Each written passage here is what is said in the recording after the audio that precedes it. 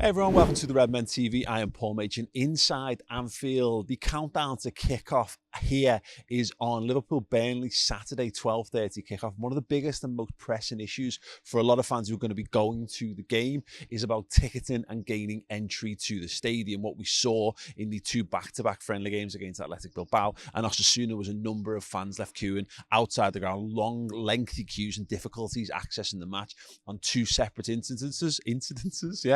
We saw fans causing the kickoff to be delayed because there wasn't enough people getting into the ground. So the first game was delayed by half an hour. The second was by 15 minutes. And that's going to lead to increased sort of trepidation and fear as the main thing is about to kick off. Nobody wants to be left outside Anfield when the Reds are playing a competitive game in the Premier League. Liverpool, clearly looking to address these issues, I've decided to put out a number of things, a number of statements and videos and what have you. And we've been lucky enough to speak to some of the people and the heads behind Liverpool Football Club and the plans that they're putting in place. Do you mind just talking us through some of what were the failings or perceived failings, I guess, or issues that arose after the back-to-back friendly games? Yeah, so firstly, any delayed kick-off's not good.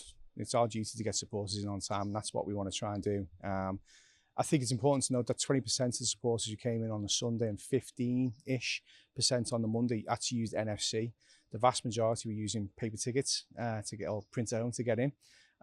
We wanted to test that because it's another avenue for getting people into the stadium. So we wanted to see how that kind of worked. It's fair to say it didn't work the way we wanted it to work, and that's on us. Part of the parcel of pre-season games is the players getting fit and ready for the season, but it's also about us making sure we're ready.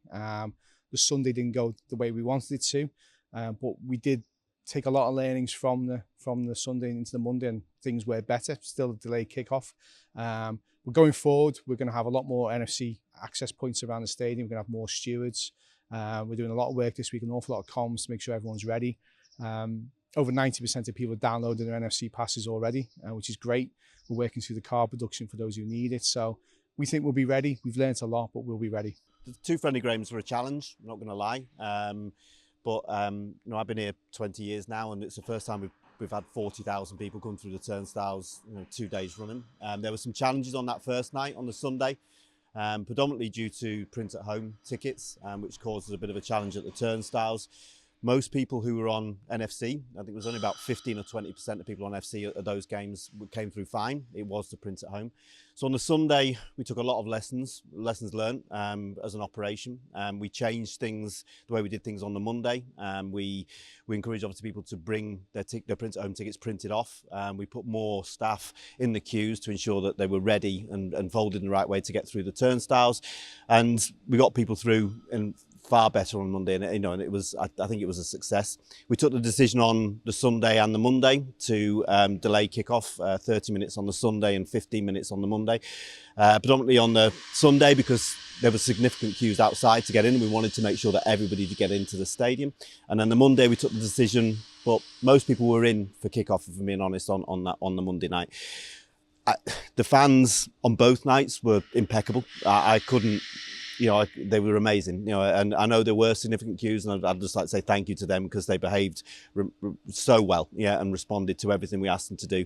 But ultimately, hopefully they got in, they got to see the game, and they enjoyed watching the Reds play for the first time with such a significant crowd. The friendlies, we learnt a lot. 90% of people have done what we need them to do. We've got a mopping up to do this week. So I think we'll be fine. I think we'll be ready for it. We've got a lot of comms to go out.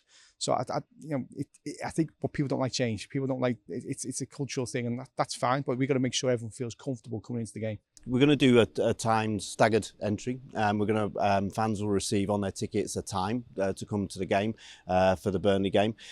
We're not suggesting that this will be in place forever, but we are asking fans to just arrive in good time for these first few games, just to ensure that that they get in and we get them through the turnstiles as required. So there is a slight change, but going forward, ultimately, we want fans to come and enjoy the game as much as they always have done. And these ticketing, the changes to digital ticketing shouldn't necessarily impact that in the future. But for the moment, we are just asking fans just to help a little bit, just to get us through these first few games. What's that going to look like then? Obviously in terms of the staggered ticketing times or arrival times, that's could be as early as what, 10:30 for? Yeah, 10:30. So we're still going to open the turnstiles 2 hours before. So it's 10:30. So it'll be half-hour slots, 10:30 till 11, 11 till 11:30, 11:30 till 12. But yeah, so we're still only opening the ground 2 hours before.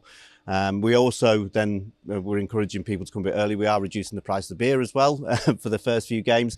So let's see if that makes a difference as well. Is this a COVID reaction to change this, so people are not handling tickets or something? No, I mean it's. Or even I guess a touting reaction as well. There's been a No, lot of talk. we're not putting anything in place. We don't design our ticketing policy specifically to stop touts. We design our ticketing policy to make it as easy as possible for supporters to come in.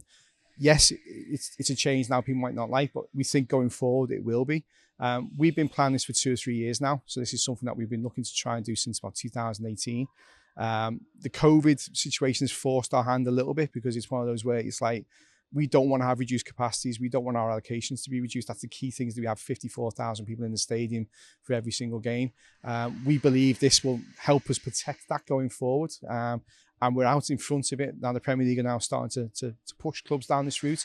We're actually out in front of it, and we feel strongly that it's the right thing to do. It'll help our supporter base. It'll ensure that we have the full capacity. So it's a combination. It was something we were looking at, but the COVID has definitely kicked it into gear a little bit quicker than we thought. Just read the messaging that's been sent through, and there'll be a lot of communication this week via email, but just head to the LFC website as well. There's a help page on there that fans can go to that will clearly show them how their digital ticket will work. There's a video that you can watch now that shows you exactly how you download your pass to your phone, and then how you transfer your tickets, how you use it when you get to the turnstile. So I just ask people just to make sure they're aware of exactly what the changes are in advance of coming to the stadium on Saturday. Get everything ready. Make sure you got everything on your phone. Make sure you got some juice on your phone. If you can, try and get it a little bit earlier than maybe you usually do. £2.90 a pint this weekend. Try and get it a little bit earlier. And then stick to your usual routine. Use your same turnstiles. Loads of stewards there, so try and work with the stewards when you come along. There's going to be plenty of comments, plenty of emails, plenty of videos online this week. Make sure you gen up on what you got to do, what you need to do when you get to the turnstiles. Are you ready? And you'll be fine. You'll be absolutely fine.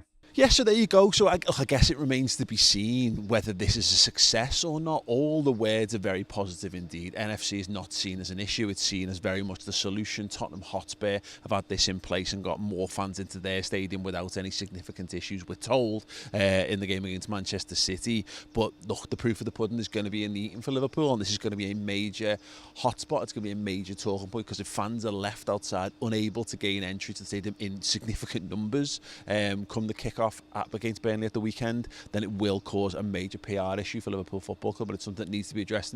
But from what I've seen, and again, we'll have to see how this comes into action, the steps are clearly being taken. It's not something that's being taken lightly, but yeah, it does remain to be seen how fans handle it. But yeah, I guess we'll know more at the end of the game of Burnley at the weekend. Let us know your thoughts on everything in the comments section underneath, and obviously once we're through it, once we're through Burnley, be interested to get your reactions as well, so feel free to tweet us at the Redmen TV as well.